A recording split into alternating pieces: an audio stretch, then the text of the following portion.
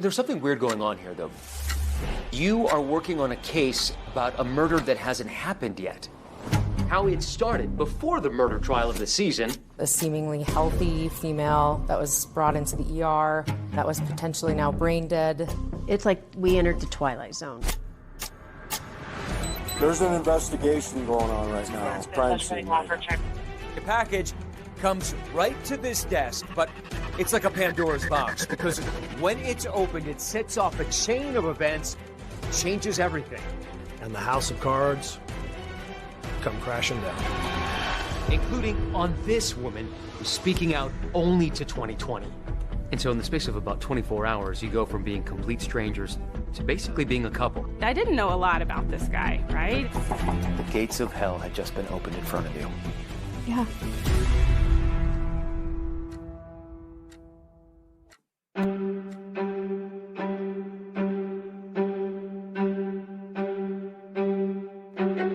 University Hospital, Aurora, Colorado. What you're seeing are the last moments of Angela Craig. She's a healthy mother of 6, and she's being rushed into the emergency room with these mysterious symptoms. In only hours, she's going to crash with very few clues as to why. It just gives you goosebumps. It hits you in your core. She doesn't look herself, and it breaks your heart knowing that these are her final hours, these are her final minutes. And so you're watching the slow motion murder happen in real time, and you have to try to stop it. Yes. Yeah. Family, friends, and authorities at this point are just desperately trying to piece together what has happened here. I'm going to tell you something that's going to sound really insane. Maybe I watch too many crime shows, and maybe I shouldn't even say this. It's Aurora Homicide Unit, and I was wondering if you have a minute to speak with me. What is the motive? Is it money? Was it somebody snapping? Spur of the moment? Do you have any idea what you were actually getting into here? There was no way of knowing because it just kept changing. It kept getting more stunning, more crazy. It begins 21 days earlier, and over the course of those 21 days, trust will be broken, lies will be told, and it will end with Angela Craig's murder.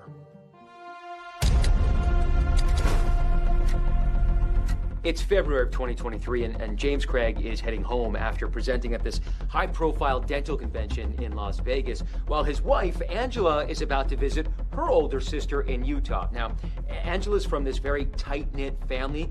She's the youngest of 10 siblings and incredibly close to all of them. And what should have been a pleasant break from the Craig's routine will set off a stunning chain of events.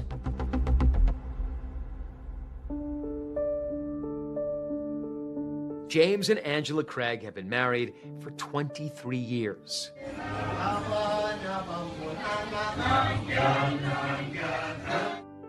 They've got 6 kids, ranging in age from 8 to 23, and the younger 4 still live at home.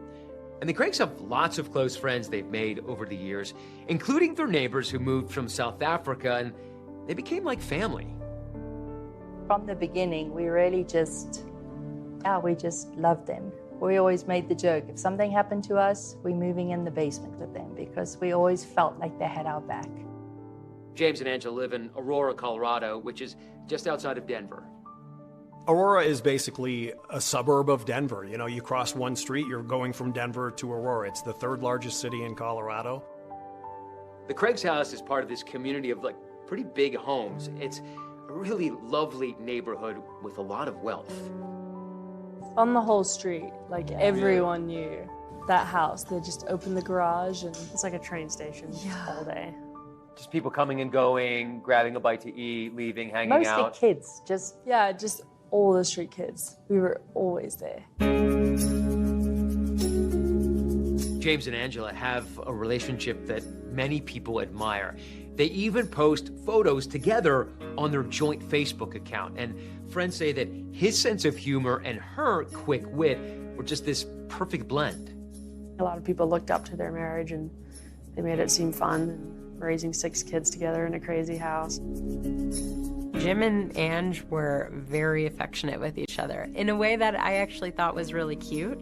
Public displays of affection at that age, that long into a marriage, I thought actually was very refreshing. James and Angela are very active in the Mormon Church. They attend church, they pray together as a family. They study their scriptures together as a family. They actually serve in their local congregation. And James Craig was the elders quorum president. And that's a big deal. You're making sure that men are taken care of, that their families are taken care of. It's a big responsibility and a very respected leadership position. Besides faith, Angela's other true calling is motherhood. Her whole life revolved around her kids, 100%.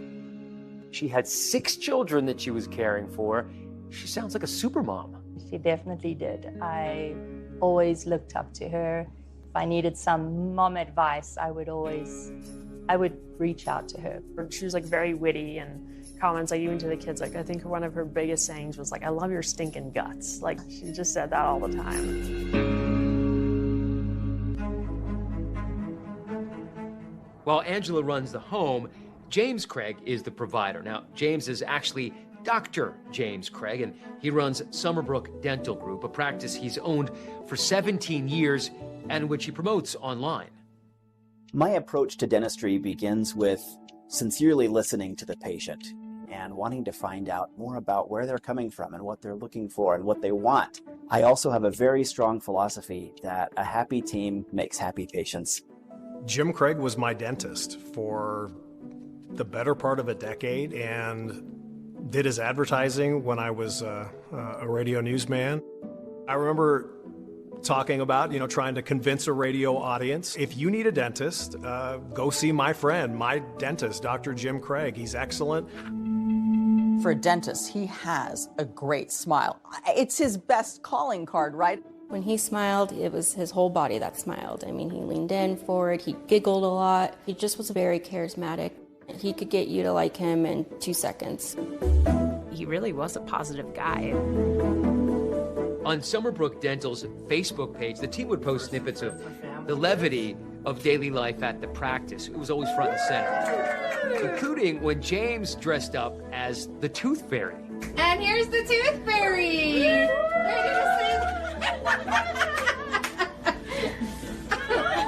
Hi! I think you need a tooth extracted. I'm here to do the work. In 2022, Dr. James Craig partners with Dr. Ryan Redfern, his longtime friend and fellow dentist who'd gone to dental school with. Jim was extremely busy, had a lot of irons in the fire, but seemed to handle them very well. I thought that he was one of the smartest people I've ever met. And fellow dentists are drawn to work at the practice because he's on the cutting edge of dental technology. I couldn't believe all the cool stuff that he was doing at the office, all the exciting technology, things that really were a dream for a newer dentist. And it's pretty financially lucrative as well. He had a very large house. He was going on these lavish vacations with his family. I was like, wow, this guy has been very successful financially for a very long time. James Craig is heading home to Angela and his kids from this dental convention in Las Vegas. It was just another convention that he went to so many of them that I'm going to go train here and I'm going to go teach here, I'm going to go speak here. But this convention is different. A countdown begins. Angela has 21 days left to live. And someone who attends that convention will unknowingly hold some of the clues as to what happens to Angela. It's pretty terrible.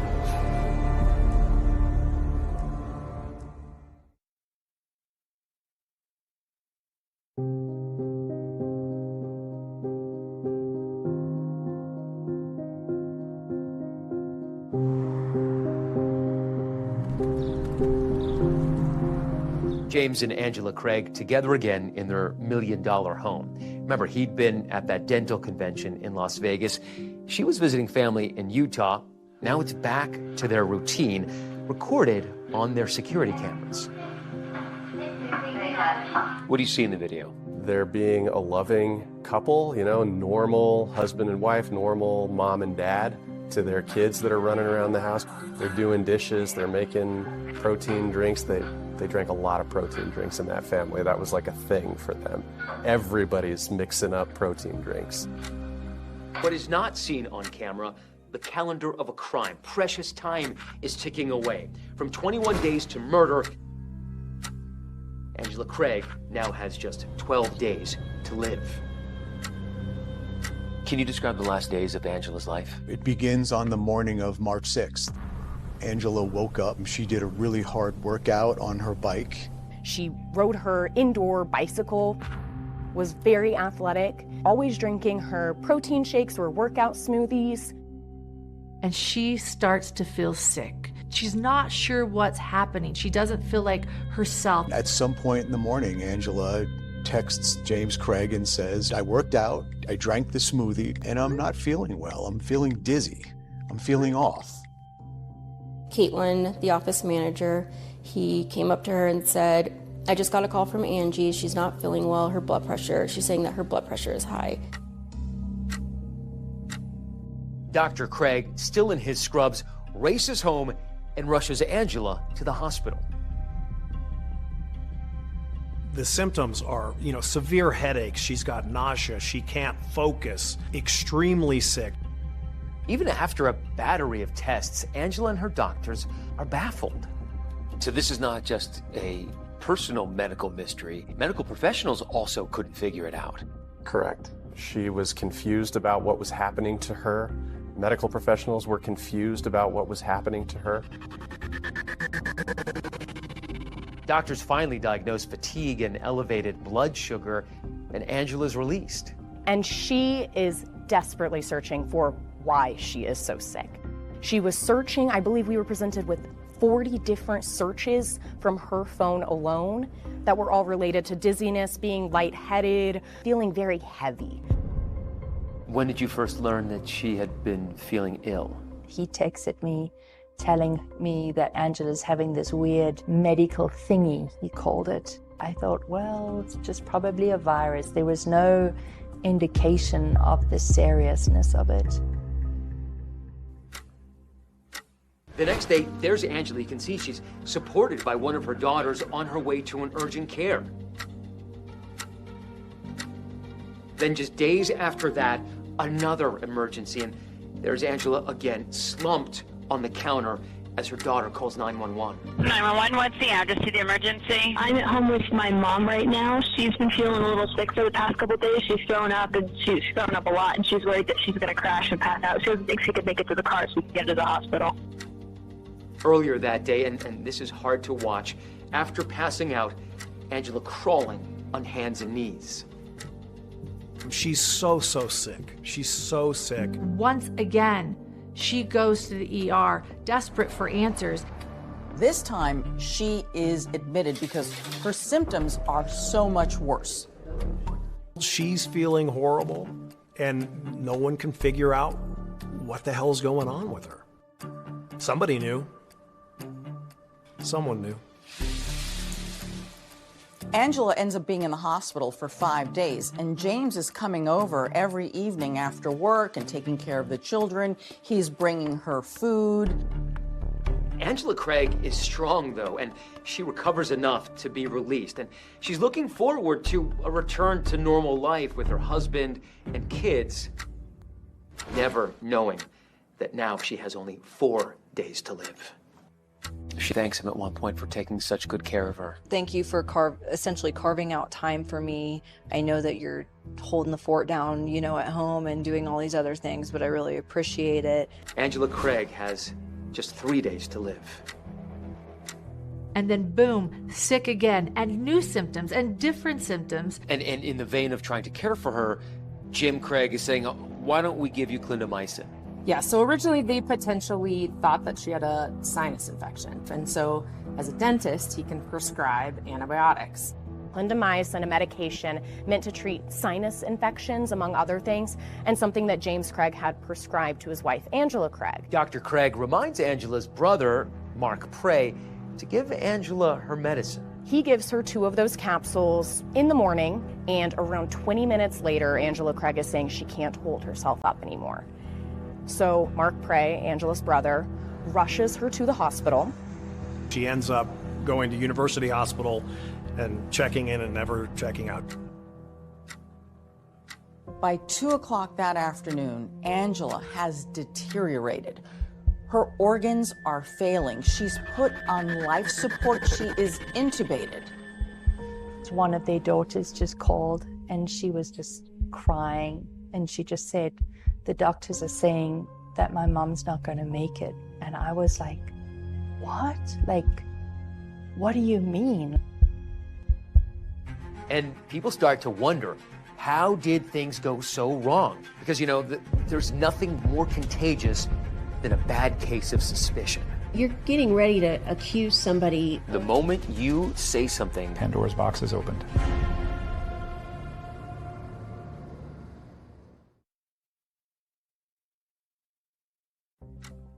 Angela Craig is running out of time. She's dying right before her doctor's eyes, and the cause of her illness is still unknown until one extraordinary day. This day, this March 15th day, It's like we entered the twilight zone. Yeah, that's a weird day. It's a crazy day. James Craig alerts their business partners and their longtime friends, Ryan and Michelle Redfern. And when he basically conveyed that she was not looking good, I said, would you like us to come to the hospital? Not looking good as in she might die. She might die, yes. And Michelle, when you're driving to the hospital, you get a call from Jackie Calderon, who is the operations manager. She called and she said that she had Caitlin on the phone, and Caitlin was pretty upset that she had opened a package on Monday. And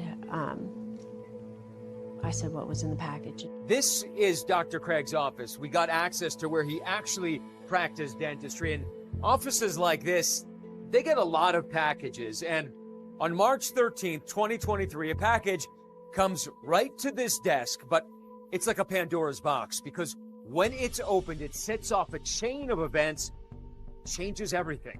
The package itself out of the box, it was about this big, and it was like a thick foil, and it was sealed shut. Office manager Caitlin Romero will later tell detectives that while his wife is fighting for her life, Dr. Craig is anxiously awaiting a special delivery. He said, I'm going to have a personal package delivered to the office. So, and he had asked me multiple times about it during the week, did my package come in? Dr. Craig's package does come in, but an employee opens it, and Caitlin Romero takes a look and says, huh. I saw that it said potassium cyanide. Okay. And so I closed the box back up, I gave it to him. 2 days later, she tells her boss about it, operations manager Jackie Calderon. I called Jackie and I told her, I'm gonna tell you something and it's gonna sound really insane. And I said, no. Are you sure it wasn't potassium chloride? Was he ordering salt? She goes, no, it was potassium cyanide. She goes, I didn't know what that was. The next day I looked it up. Kind of was looking at the side effects from that, and that was everything that his wife was going through. All the symptoms match exactly what's wrong with Angie. And so Jackie and Caitlin get on a call immediately with Michelle and Ryan Redfern. And she said it was potassium cyanide. And my gut dropped. Is there any medical need in dentistry for potassium cyanide? Absolutely not. It's poison. It's poison. And he goes, Caitlin, are you sure that is what you saw? And she said, yes. And I said, well, I'm going to tell somebody. I have to. Is there a thought in your mind right now that if you don't intervene quickly enough, that Angela could die? I felt like she was alive and fighting for her life. And time is of the essence. And time is of the essence. Ryan had to make a couple of really quick decisions here. He had to decide whether this information was important enough to tell the hospital, and he also had to face the really hard realization that his business partner and friend may be the reason that Angela is in the hospital fighting for her life. You're getting ready to accuse somebody of killing their wife. The moment you say something to an official at the hospital, Pandora's box is opened.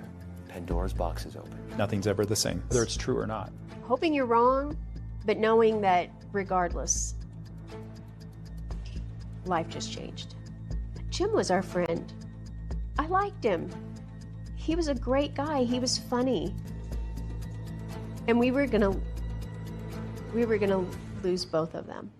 And the first person Ryan sees at the hospital, James Craig. And all of a sudden, I heard my name, and I look up, and it's Jim. And we embrace, and he cries, I cry with him. And he says, it doesn't look good. She might die tonight, is what he said to me. Inside the hospital, in a dark hallway, Ryan flags down a nurse. I said, I received some news on the way to the hospital here that I just got like 30 minutes ago. And I'm not accusing anyone of anything. I don't even know how to say this. I'm not saying he did or didn't, but it's possible that she is a victim of potassium cyanide poisoning. And what happens? I went back out to the waiting room. As if nothing happened. As if nothing happened. And Jim is right there. And Jim's right there. Yeah. At that point, we're seeing security running down the hall. They're entering the ICU. Security is now in the waiting room. You're beginning to see the hospital's response. People are kind of running around. And so Ryan says, I think it's time for us to leave. So they walked out to their car. They both went into Michelle's car, and Jim called Ryan right away. Jim calls. Ryan, I've heard some disturbing news. And I said, yeah, Jim. And I said, yeah. I said, you had a package delivered to the office. What was in the package, Jim? And he was like, well, it was, if you have to know, it was a ring for Angie. And I said, no, Jim, it wasn't a ring. And I said, what do you need potassium cyanide for, Jim? And he was just like, oh, Ryan, what have you done?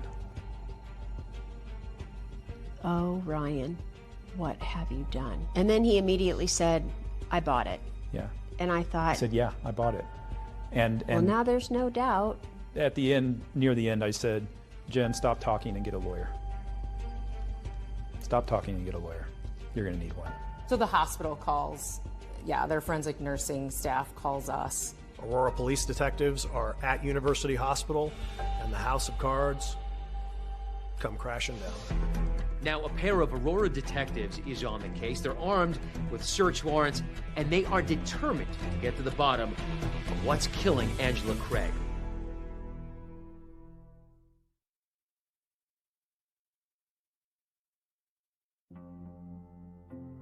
In the case of Angela Craig, there was a time for doctors. Now, it's a time for detectives. In the 5 years you've been doing homicide, you've probably seen shootings, right? Probably stabbings. Yes. Oh, yes. Yep. How about poisoning? No, this is our first poisoning. We get to the Aurora police station. And we're there for hours. Hours. We're finally released about 4 a.m. About 4 a.m. After a few hours of sleep, Michelle and Ryan Redfern wake up to a text message from their good friend, James Craig. You wake up to this text. He's reading it to me. I'm reading it to her. I am very, very mad at you. And now what you thought was responsible has become reckless and so destructive. It still angers you to read this today. It does.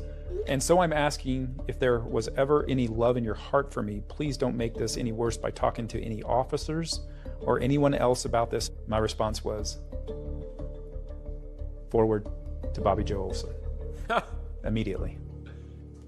That's what I did. Strange as it sounds, Angela Craig's death investigation is well underway, even though she is still alive, although the end is near. There's an investigation going on right now, so it's a crime scene. Family and friends gather at the Craig home. It was a cold evening, and I remember it had just started like snowing, and we pulled up there, and there was a lot of police activity. We're supposed to come out here and sit on this address and not let anybody else in. Okay. Officers allow the family dogs to leave. You guys want to take the dogs or something? That's fine, you can take the dogs.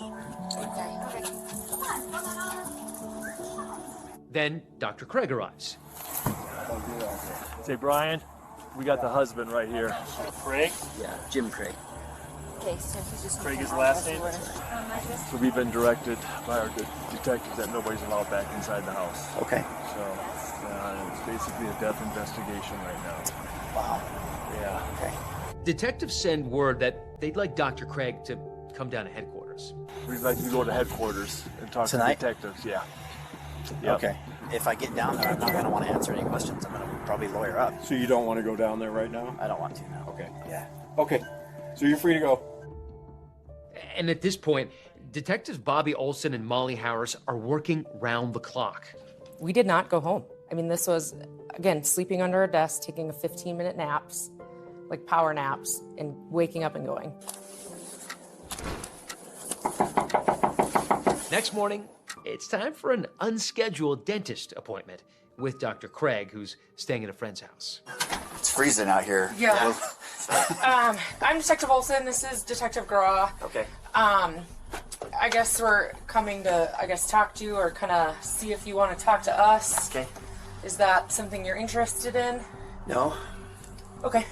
And that's fine. So we have a search warrant basically for your cell phone, Angela's cell phone, your wallet, and or your laptop.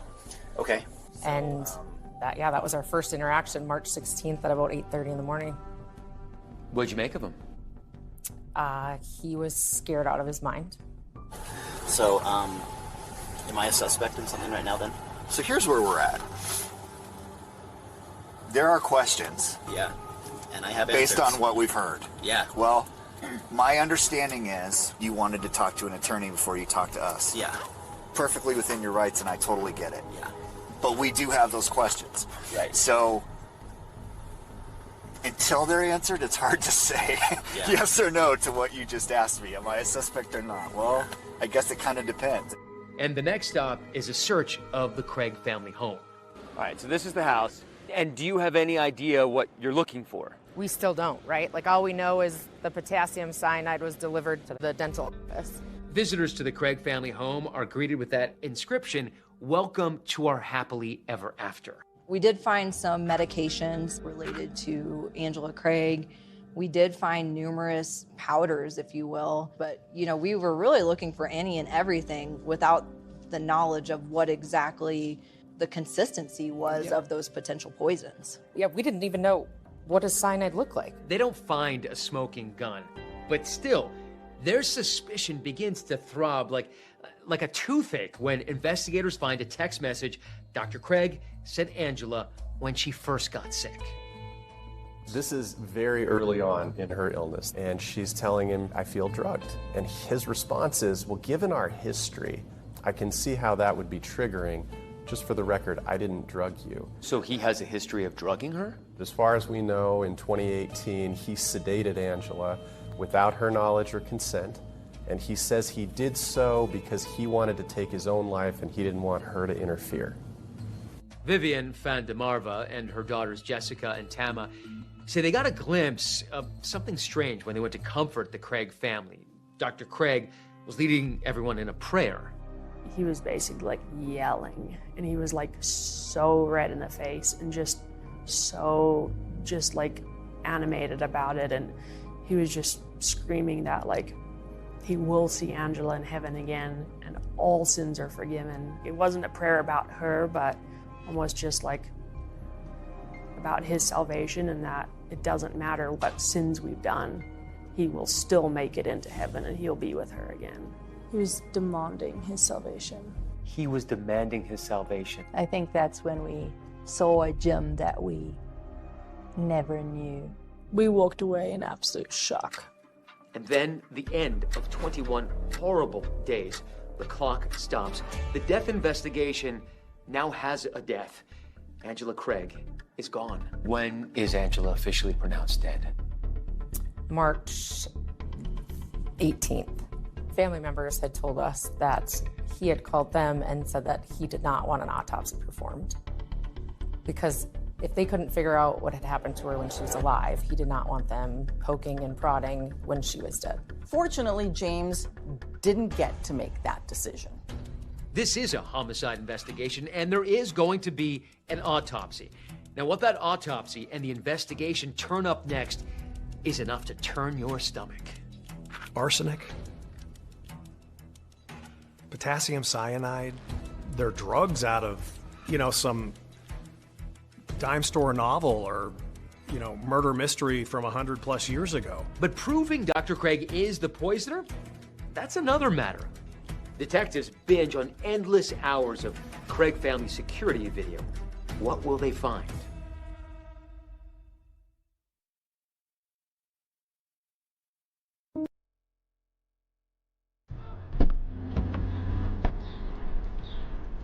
This is kind of the old southern area of Aurora. Okay, so we're talking about a medical plaza. This is not just a standalone dental clinic. No, that's correct. And then they're up on that third floor. Do you see the? I do. I see the dental chairs and the apparatus. The dental office of Dr. James Craig in Aurora, Colorado. Scenes of cavities, root canals, countless cleanings. Really appreciate it. Thank you. And now, a search for evidence in Angela Craig's unexpected illness and untimely death. You can have seats there. The office manager, Caitlin Romero, who really is one of the major heroes of this whole story, because without her, there's a chance that this goes undetected. I know that there's going to make some concerning observations that you guys had in the practice itself as it relates to James. She told us about how on March 6th, in the evening, she was locking up. She thought she was the only employee there. We got exclusive access to the dental office at the very center of this case, and so we can show you exactly what Caitlin Romero saw that night.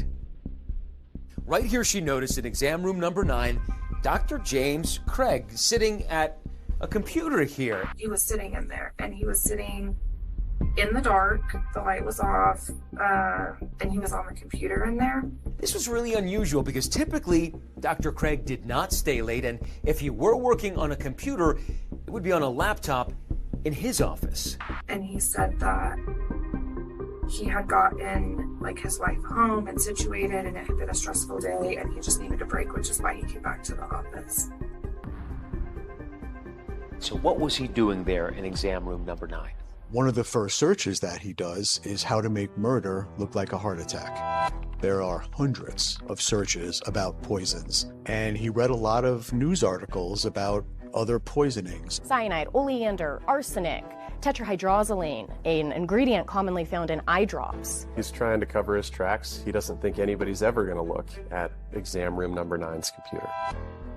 Also on that computer, according to police, evidence of a poison shopping spree. And the arsenic is in the mail, and it's captured on home security video. This is the moment he goes to pick up the arsenic. The arsenic gets delivered, yes, at 1:49, and we see the post office truck driving past, and then you see him exit the house at 1:51. He's at the mailbox getting it out of there. Then he buys a lot of Visine, a lot of eye drops. We're talking 19 bottles in 2 days.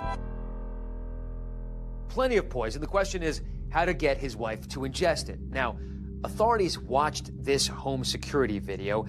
That's how he did it. They say James Craig spiked his wife's shakes and smoothies. Now, we do get a couple of images on the home surveillance of James Craig doing suspicious things. You see him in and out of the refrigerator with Angela's shaker bottles, and you see him preparing the drinks that she then later is consuming. So it's probable that he's administering arsenic on March 6th in her protein shake.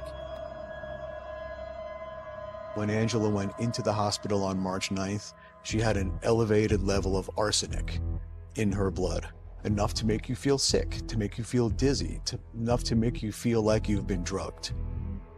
And so he's giving Visine to her, probably also in her drinks, because her bottle on the bedside table that we collected and had analyzed, it has tetrahydrozoline in it. Prosecutors also point to this hospital video of James Craig arriving on March 15th with food and a drink, heading right to Angela's bedside. My job as the forensic pathologist is to speak for the decedent and to tell their last story. They can't speak for themselves. I have to be that person that brings to light what has happened to them. And Dr. Kelly Lear says what happened to Angela Craig was murder. Her cause of death was cyanide and tetrahydrozoline poisoning. Her manner of death was homicide. How many separate occasions do you believe that James Craig poisoned Angela? I mean, it was throughout those 10 days, from March 6th through March 15th. He never stopped poisoning her. The night after Angela Craig is pronounced dead, detectives lure her husband to police headquarters with a ruse. I had called him and told him I was going to give him his phone back. How you doing? Well, thank you. Hi. All right, Bob. You are under arrest. Okay. Okay, for screw murder. Whoa. He didn't seem surprised, calm and collected, and really no sort of fight or, dispute of why he was there. I didn't expect this. Sorry, God. Inside the police station, detectives tell the accused murderer he's got two options: talk or take the fifth. Hey, we're going to take your cuffs off here for you. And then you just have a seat. So I do have an arrest warrant for the murder of Angela. My gosh. I just want to give you that opportunity to tell us what you know. As you can imagine, this is terrifying for me. And you both seem very nice and like you're on my side, but I know how this works, and I don't want to incriminate myself or say anything stupid, or I don't know how to navigate this. I've never done this before, and I'm scared to death. That's understandable. Yeah. I can tell you I did not kill my wife. And this is where it's really unusual, because Craig asks the detectives who had just arrested him for advice. Oh, this is horrible. Detective Olson, what'd you do if you were in my position? I feel for you. I really do. I trust you. So, What'd you do? and I can't give you legal advice, and I can't tell you what to do. And at this point, the dentist who'd spent years telling patients to open wide, he decides to keep his mouth shut. Oh my gosh. I have all of the answers that you need, but I can't talk. I can't. The next sound you hear, that marks the beginning of the end of James Craig's career as a dentist and the start of his new calling as a defendant. Thank you. Police now begin to rewind the last 21 days in the life of James Craig. You're talking about a case with poison, infidelity, betrayal, Vegas. How did you meet him? At a dental meeting in Las Vegas. And rest assured, what happened in Vegas is not going to stay in Vegas.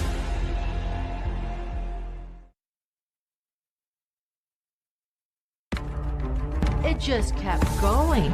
The deceit, manipulation, shock value of this case kept getting bigger and bigger and bigger. And it was shocking.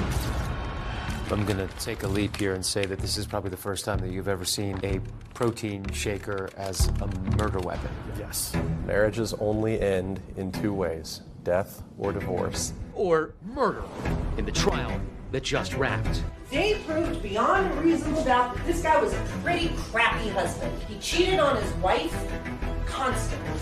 There's always another woman. And this one is talking exclusively to 2020. So he invited you to his house in the hours after his wife had died? Yeah. She has no idea what she's getting herself into. Probably one of the more insidious, horrible things that I have ever seen in this business. How common is it for you to have a case in which the person facing murder charges tries to put a hit out on the lead detective? I was a sitting duck. We're about to see deepfake videos, murder for hire, a secret sugar daddy. It can't get any worse. That kind of manipulation is just in movies.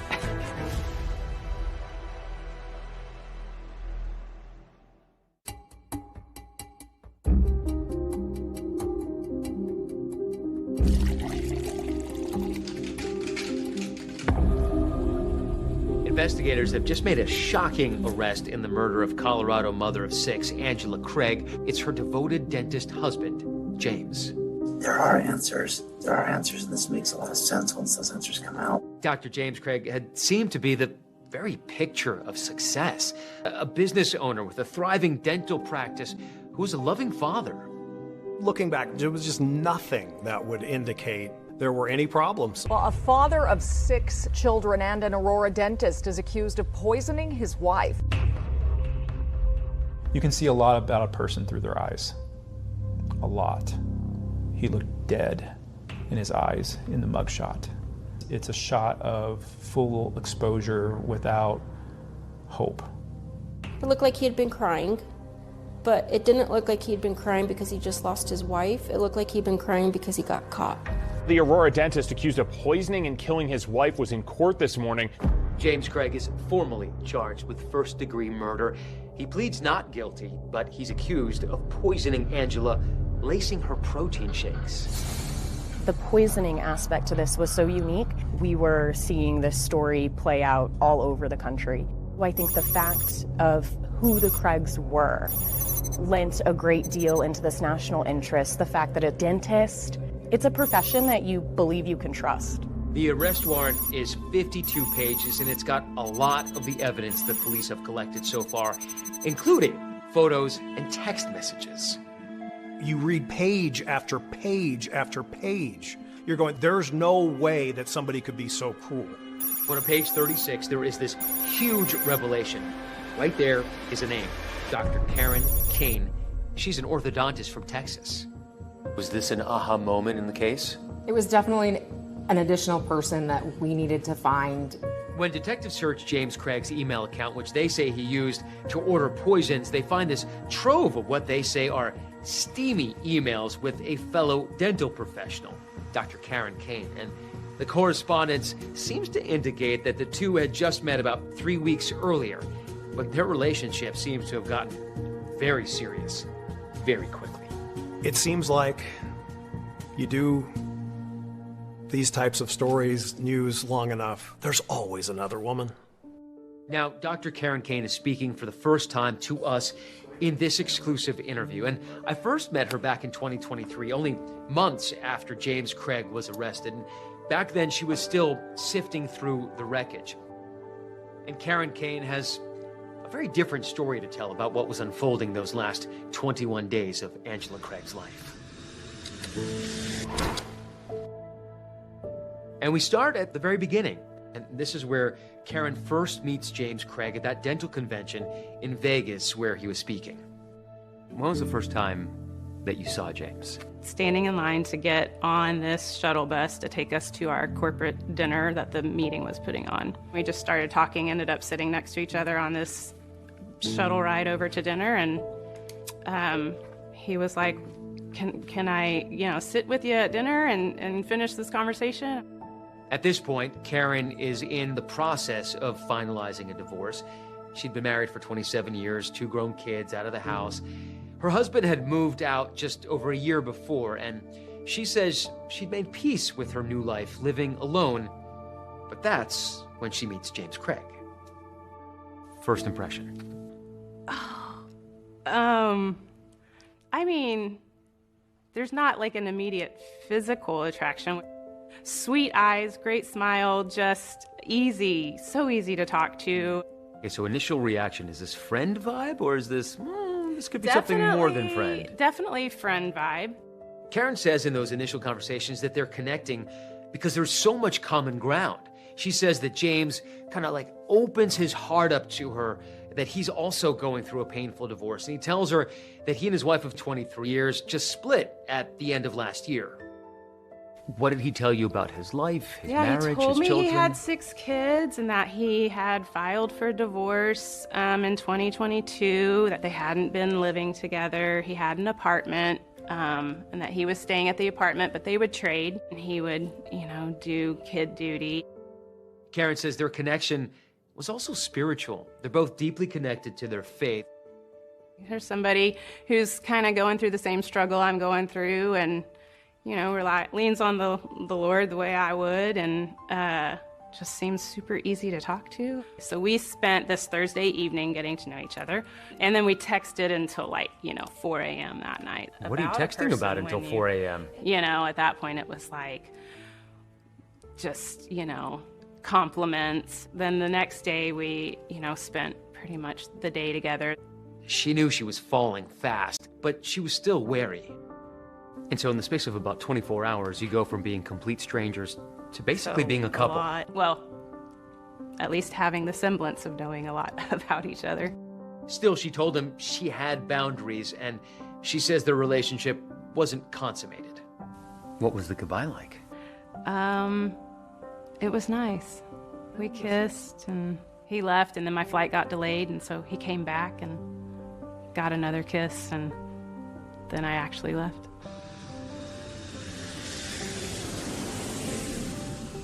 You come back to Texas, he goes to Colorado, and it continues. So we're FaceTiming, and I don't think I went to bed before 2 o'clock in the morning any night over the next 2 weeks.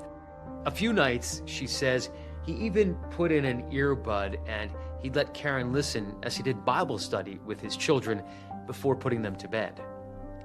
So you were a fly on the wall in his family. He took you right in there. In my mind, I didn't know a lot about this guy, right? And so I was like, well, if I can see him through his kids' eyes, then that's going to be my most true look into who he really is. Well, that and the 4,000 text messages authorities say they exchanged over 21 days.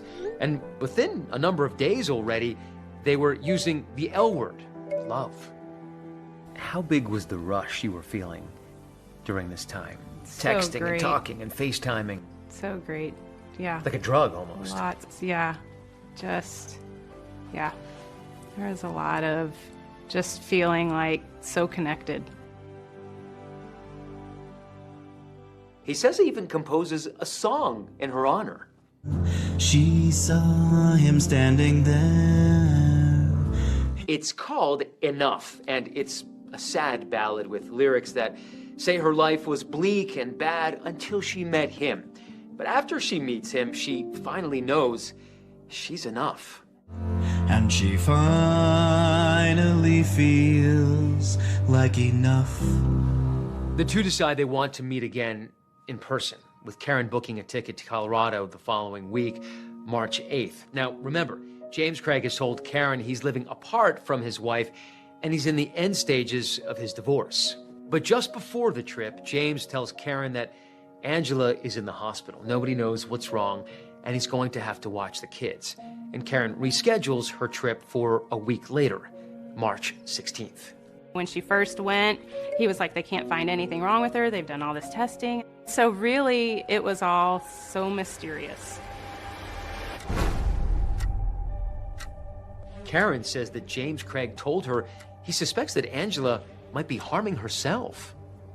He would kind of talk with like a frustration, like, I can't believe she's doing this. Nonetheless, Karen still heads to Colorado, but this trip will go nothing like she's planned. Hi, Karen? Yes. I'm Sergeant Lawnecker with the Aurora Homicide Unit. Taking Jim into custody for homicide.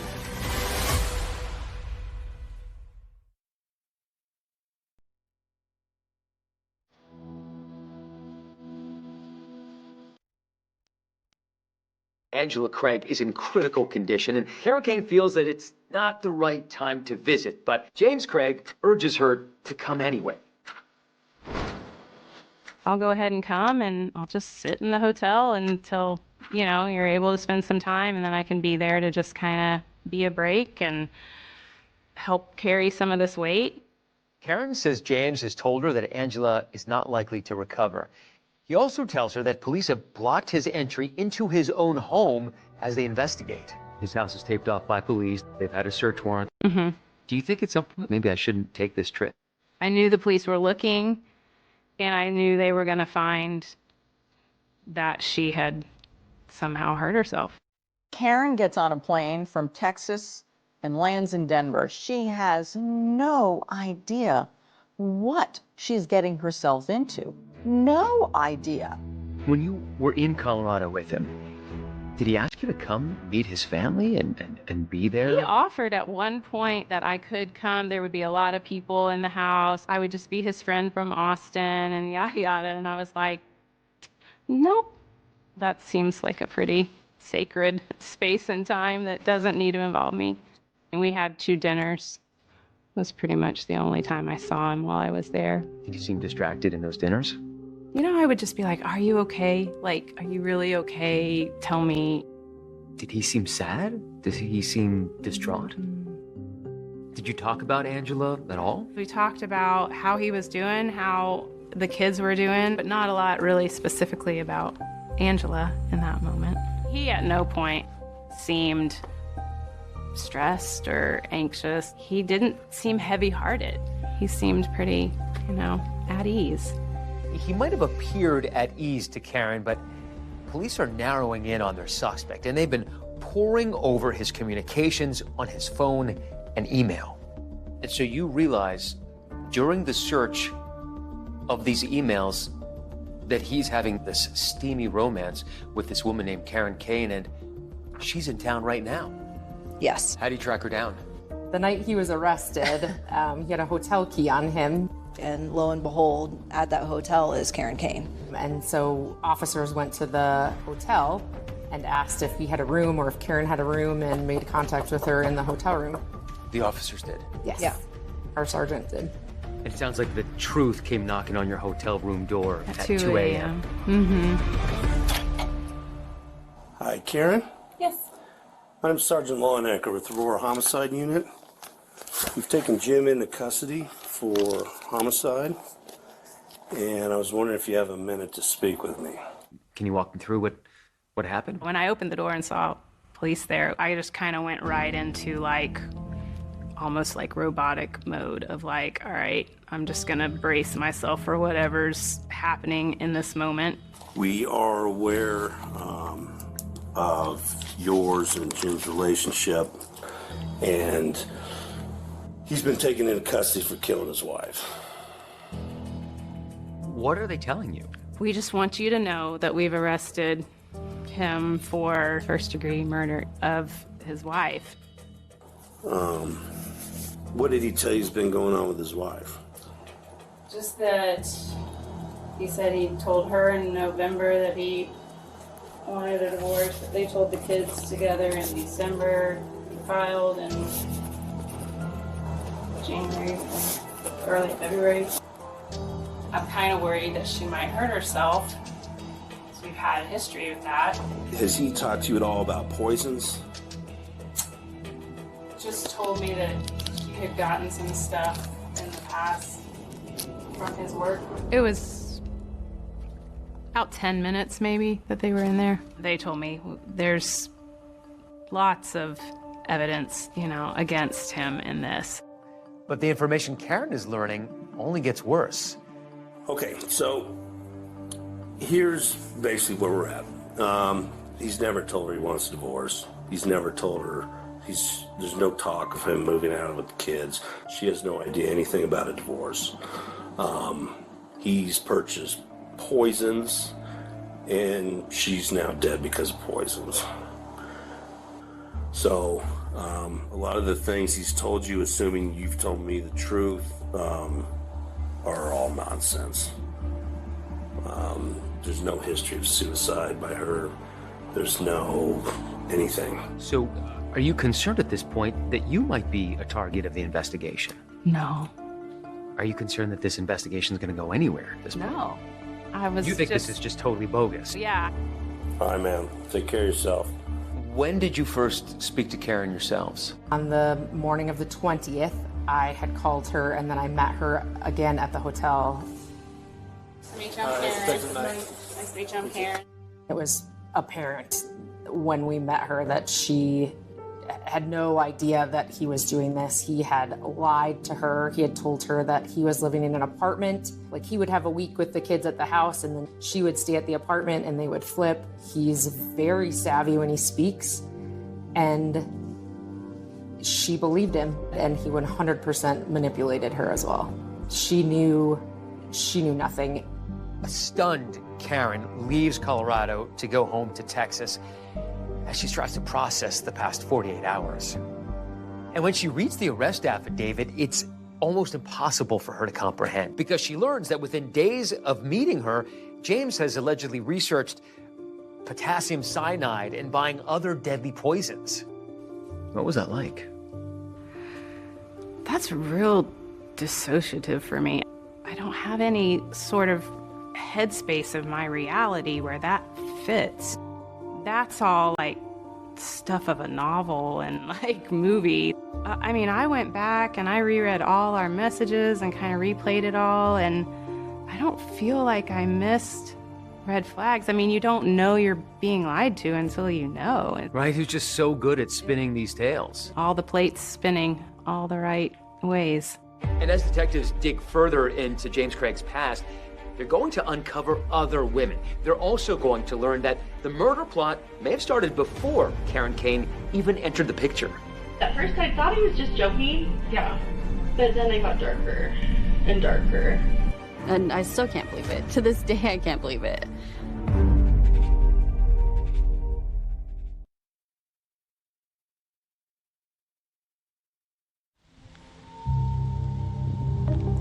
When James Craig is arrested, the whole world learns about Karen Kane. Could she be a possible motive behind the murder of his wife?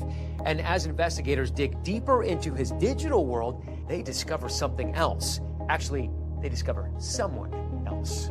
He told me that he was a very well-known dentist and that he was very involved in his church, that he had 6 kids. Carrie Hegeseth meets James Craig through a dating website called Seeking.com. And authorities would later determine James Craig has carried on sexual relationships with at least 3 women he met on this site over the past several years. This app was set up to arrange sugar dating relationships. So some kind of a relationship where you benefit in some format from that connection. So on this app, James Craig had a number of women who he would support financially in some ways or other means as well. And James Craig's profile name on the site is Jim and Waffles. Both really nice to wake up to, he writes. He also says he's worth about $10 million. Carrie Hegeseth is this mother of 3 who met James Craig after she got out of what she describes as this troubled relationship. And in comes James, and she says he's showering her with all these expensive gifts. She says he even pays her attorney's retainer in her custody battle, and he buys her daughter an almost $9,000 car. He'd also sent Carrie an original song like he did for Karen Kane. Hers is much more upbeat. But I only think of you. It's called I Don't Want to Be All Right Without You. Carrie Hegeseth is an important witness in the case because he is arguably the most honest with her about how he feels about the state of his marriage. Detectives find a series of potentially damning text messages in which James is asking for help dealing with his problem. The problem he's talking about is his wife. It's Angela. He describes it over and over to her as a problem and as a situation. And he's talking about needing a solution to his problem. And he talks about feeling stuck and hopeless and helpless. He started telling me, well, I don't know how to leave her because of the finances. He just said, our finances are very intertangled and it would be almost impossible to separate them. Despite those appearances, James Craig has had a really rocky past few years financially. He'd been through 2 bankruptcies in 2020. He paid off one of them, and he partnered up with Ryan Redfern. That arrangement was helping him service the other bankruptcy, but times are still pretty tough for him, and Ryan Redfern says he sits James down to tell him things need to change if he's going to keep his practice afloat. Ryan Redfern says, you're gonna have to take a big pay cut, and you're gonna have to work more hours. Take less time off. That's just 2 days after he's telling Carrie Hegeseth, I can't get divorced. The financial leash is tightening.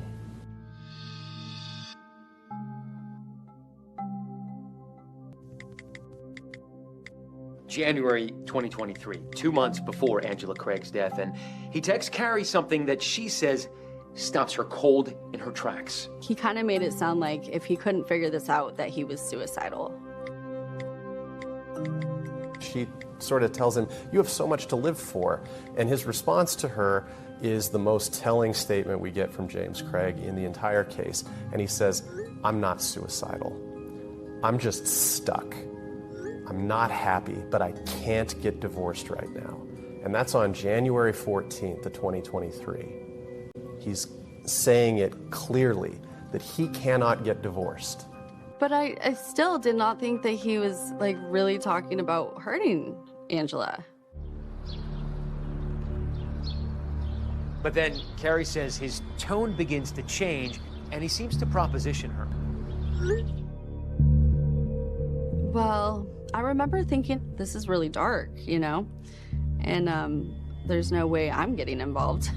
So I kind of tried to lighten it up and make it more of a joke, like just to get out of the conversation. Like, hey, there's a lot of homeless people that live by your work.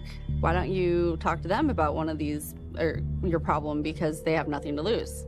So he ends up getting frustrated, it seems, and says, well, maybe that is actually my only option, is to hit up a homeless person. And then he goes on to kind of try to reel me into it, even though I'm not, engaging, and says I could pay handsomely. I made $60,000 last month, and I know you need help. I would love to help you.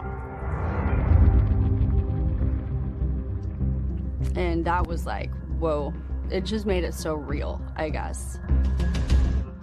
Within weeks, she says she stopped answering his texts. And then about a month later, she sees an article online and it has James Craig's mugshot. I immediately just started crying. Like, I was like, oh my God, he did it. Oh my God. Like, I just couldn't believe it.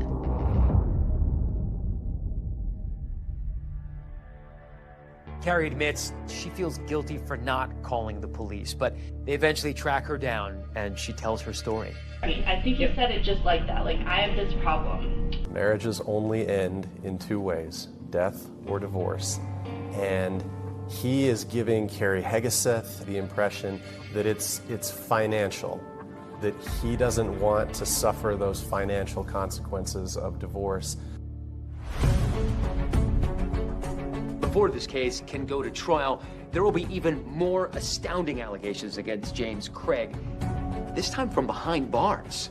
The first thing he does is probably one of the more insidious, horrible things that I have ever seen in this business.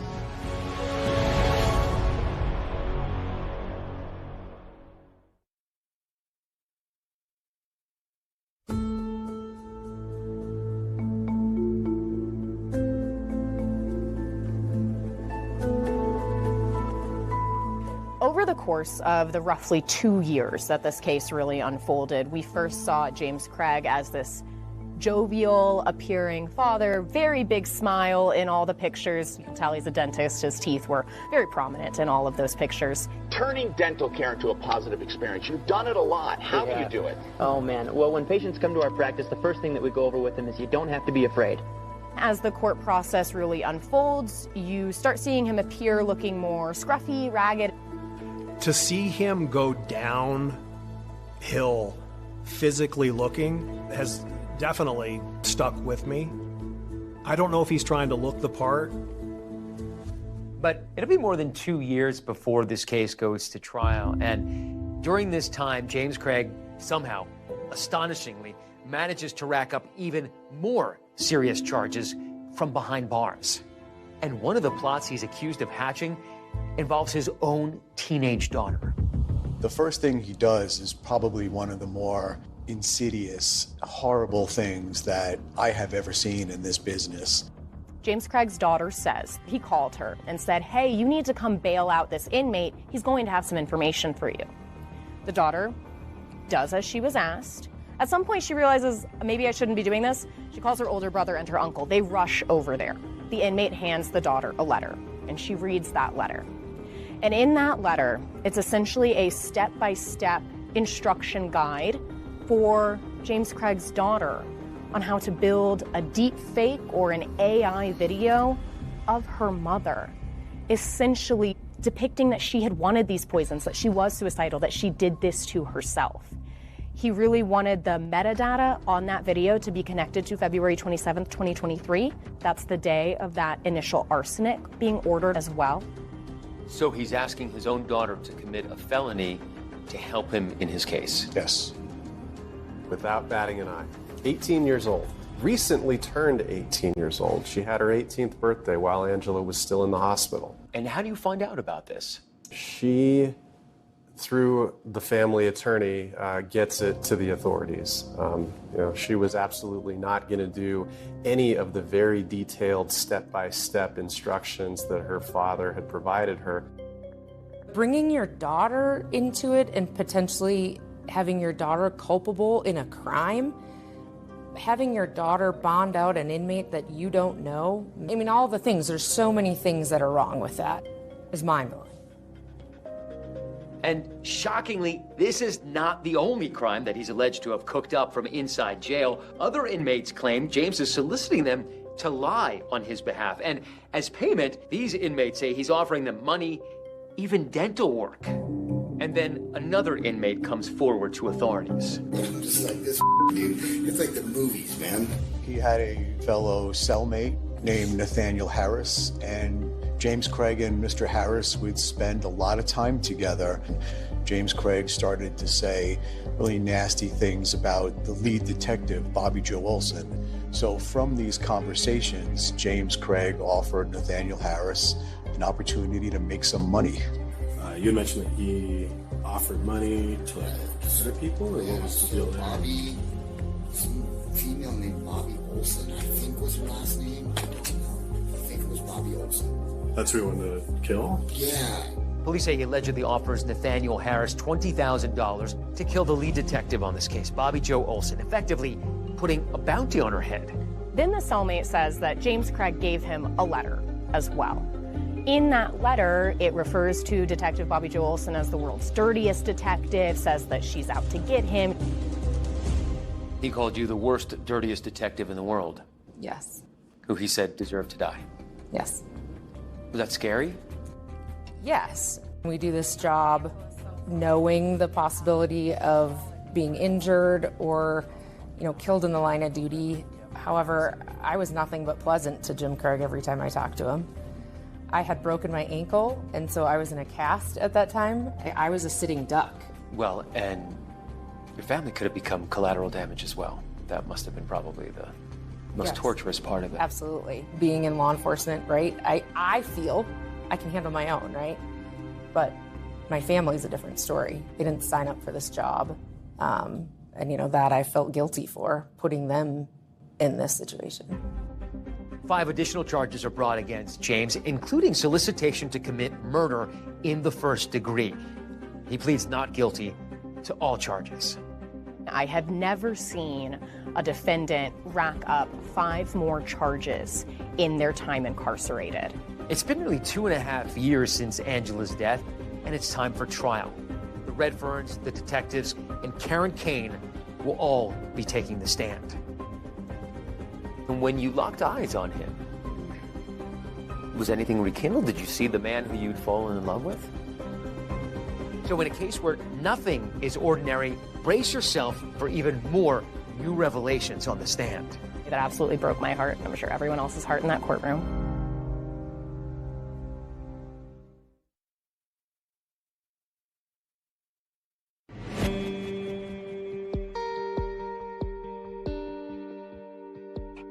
Court's going to call 23 CR 664. Court will note at this time that the parties are present. We are in the presence of the jury. 2 years after the death of Angela Craig, and her husband faces a judge and jury in Arapahoe County, Colorado. Ladies and gentlemen of the jury, you have been selected as the jurors to try the case of the people of the state of Colorado versus Dr. James Craig. James Craig on trial for first-degree murder in the poisoning of his wife Angela and other crimes. What do you think was in that smoothie? It's probable that he's administering arsenic on March 6th in her protein shake. We learned that when Angela went into the hospital on March 9th, she had a very elevated level of arsenic in her blood. I mean, I'm going to take a leap here and say that this is probably the first time that you've ever seen a protein shaker as a murder weapon. Yes. You see James Craig handling this shaker bottle on the evening of the 14th and then the morning of the 15th. Remember the antibiotic James Craig prescribed to his wife? That bottle found at her bedside? The important thing about the clindamycin is it's a capsule that he could take apart, dump out the clindamycin, and repack those with the cyanide. He wrote the script, he picked it up, he modified it, and then perhaps most sinister of all, he gets her brother, who's there to take care of her, to administer some of this clindamycin to her while he's at work the next morning. On the morning of March 15th, James Craig had told the Preys to make sure they give Angela her dose of clindamycin, that antibiotic. Incessantly texted Mark and his wife saying, remember, Angela gets her meds at 10. Remember, Angela, did you give her meds? Did you give her meds? Mark Prey didn't think twice about that. And they gave her the dose, and only around 20 minutes later, she was struggling to hold herself up. Then the evidence jurors may never be able to unsee. For many hours of footage, a single frozen moment. It's one frame. You have to go frame by frame to see this. It's one frame. When he goes into a bathroom and he walks out of the bathroom.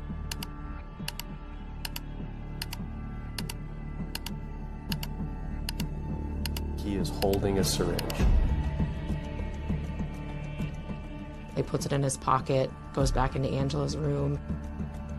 This was a sample syringe, like the one that we see Jim Craig holding. I believe he had that syringe, it was ready, he had made it, and he 100% screwed it onto one of her IV ports and gave her that final dose of cyanide. The evidence is in her blood, drawn at University Hospital, once when she arrived and again after she crashes and becomes unresponsive. The cyanide went up significantly and was consistent with an administration of another dose or exposure to cyanide while she was in the emergency department. The hospital staff, when they got that information, they did try to give Angela the antidote for the potassium cyanide. Unfortunately, it was not reversible. First and foremost, he wanted out of his marriage. He was tired of it. Prosecutors argue James Craig worried about the appearance and the cost of a divorce, and he saw a chance to collect millions of dollars in life insurance, and he'd also fallen in love with another woman. The prosecutor said that you were one of the motives for James Craig to murder his wife. I certainly never aligned with that. I don't know if I even now agree with that. I don't feel like I'm the primary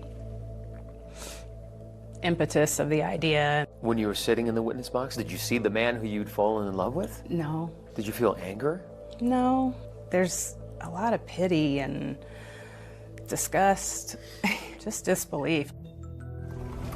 When you look at this case, it's actually pretty complicated. The defense strategy in James Craig's case was to really point the finger back at the victim in this case, Angela Craig, and to say that she could have been suicidal. 23 years of marriage. 20-some years of him cheating on Angela Craig. He broke her heart. He broke her soul. He broke her. According to James Craig and his attorneys, this was basically assisted suicide. Angela wanted to die, and they claim he was just trying to help. There is no evidence whatsoever, no credible evidence to support that. The only person who says that is the murderer. The bottom line is, when we're looking at, is this a suicide? There's no evidence of that I see anywhere. There was love in the relationship. Craig's attorneys take this argument that there was really no financial motive, that the insurance, that wasn't a recent purchase. And they say there wasn't going to be a divorce, that Craig was a serial cheater, and that Karen Kane, they say, she was just the latest infatuation. You know what they have proven? Beyond a reasonable doubt? From this table? From these people? You know what they proved? They proved beyond a reasonable doubt that this guy was a pretty crappy husband. He cheated on his wife constantly. Lots of cheating, not a motive. We spent 10 days killing Angela Craig. And you could have stopped on day 1, or day 2, or day 10. We kept going. Kept going right until the end. Angela Craig was innocent. James Craig is guilty. With that, ladies and gentlemen, we are going to excuse our jurors to begin their deliberations. Please rise. And still ahead, anger and eloquence in the courtroom. What James and Angela's children have to say to their own father.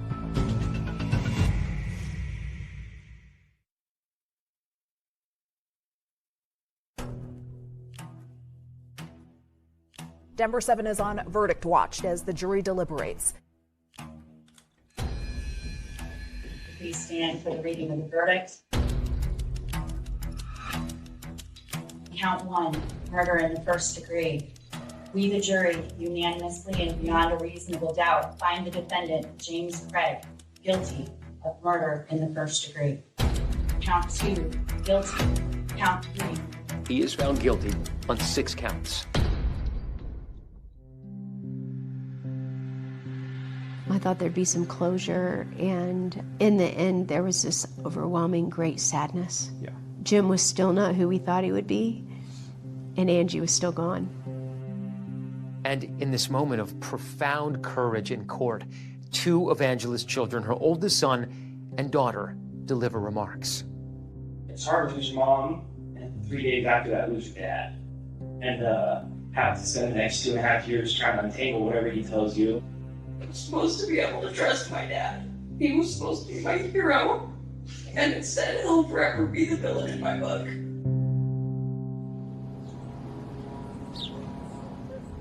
After the verdict, Karen Kane said she thought she'd feel some closure, but instead, she tells me, she just feels sadness. In court, she was able to meet and speak briefly with members of Angela's family. That was definitely the thing I wasn't prepared for. I thought I was going to leave and be like done and feel just a weight had lifted, but that interaction, sorry. But yeah, I ended up leaving heavier because now I have these people and these faces that, I mean, their lives were affected in way more severe ways than mine was. It breaks my heart that she likely did everything in her power to keep her family alive while she was being tragically manipulated and ultimately killed over it. Can't help but notice you're both wearing purple. Purple suit, purple tie. Why? Angela's favorite color was purple. So this is an homage to her. Absolutely. Tribute to Angela. Yep. You didn't know her, you never met her. But it feels like you know her, doesn't it? Yes. I think both of us reading through her messages felt like she was just like us. She was doing regular Google searches of planning to sew and, you know, start new hobbies. Somebody that just had a lot of future left in them. Angela's big brother, Mark Prey, who'd been his little sister's advocate throughout the whole court process, speaks to Denver's local ABC affiliate hours after the verdict, and you can tell he's still processing the past 2.5 years. You never get used to having her gone. The family text messaging that we do, instead of her voice isn't there anymore, and you don't get used to it. It's almost like She took a trip to Europe, and we're too poor to go over there, so we'll see her eventually. Mark Prey, he's a man of deep faith, just like his sister, and he believes he will be reunited with her once again. Families aren't just for this life, but for the next, and so she's still part of our family, and she's still Angela. I know that she's still there, and we'll see her again.